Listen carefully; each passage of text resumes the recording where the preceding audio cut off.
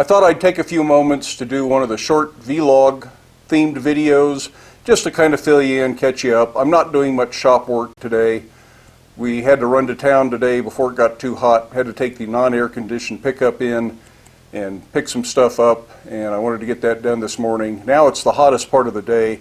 I did take a minute to introduce that vise angle block that was probably the video right before this one, and that's about all the shop work I'm going to do. I'm going to spend the rest of the day inside working on handles for some axes and adzes and doing some bookkeeping work and that kind of stuff. So we aren't going to get back to our dragon project today, but we are going to get back to it very soon. If you've been following along, you remember we broke the horns off of this. And if you were watching the angle block video, you may have seen this little test piece that I'm working on. And it was mostly just a chance to test that same technique of drawing out and splitting the horns and then folding back and welding. And it worked very well in mild steel. So that's one advantage to mild steel. I'm going to finish this dragon at some point. We'll show it, but this really won't be a video. This was just a test piece, both to show how the angle block worked and because I wanted to try that horn technique. So I got that done today, and sooner or later I'll finish it and it might be available in the Etsy shop, although I'm making it out of a scrap bar that's got an ugly hole in the side of it. So it's going to have to get cut off and welded onto something else to be anything useful. When we came back today, this is an interesting thing if you live in an area with wildlife. We had a mother bear and two very small cubs just off the side of the driveway as we were coming back up to the house. No big deal, we see bears from time to time. This is the first time I've seen cubs this year though, so it was kind of interesting. But apparently while we were in town, they decided to visit the shop as well as just poking around on the driveway. They didn't really hurt anything, but I could tell they were in because this was in a cabinet. The cabinet door was open, and now there's a big bite out of it. This is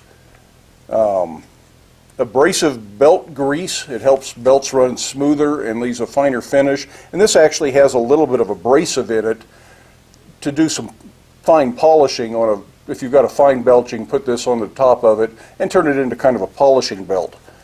But it's got some very obvious teeth marks in here. I always thought these were petroleum-based, but I think this might be an animal-based grease, some sort of tallow or lard sort of grease. Hard to say. I'd have to look at the manufacturer's site. But if you have animals in your area and they're attracted to food, apparently they might think this is food. They probably don't anymore because they only took one bite out of it and then they left. So I think it probably wasn't very tasty. If they were really hungry and really wanted it, they would have drugged this off into the tree somewhere and I'd never see it again. And this has been in the shop for about 4 years. It's something I've never actually used. It's been in a sealed container and nobody's bothered it before now, but apparently the bears are hungry this year. Well, you know the bears are having a pretty hard year this year when they break into the shop to eat buffing compound and belt lubricant. I can't imagine this tastes very good, and I don't think they liked it very much because they didn't eat it all and they didn't take it with them. But I guess I'm going to have to put a lock on this cabinet to discourage them from coming back. So that's just a little observation if you have animals around. Even stuff in the shop that you don't think is food might attract animals.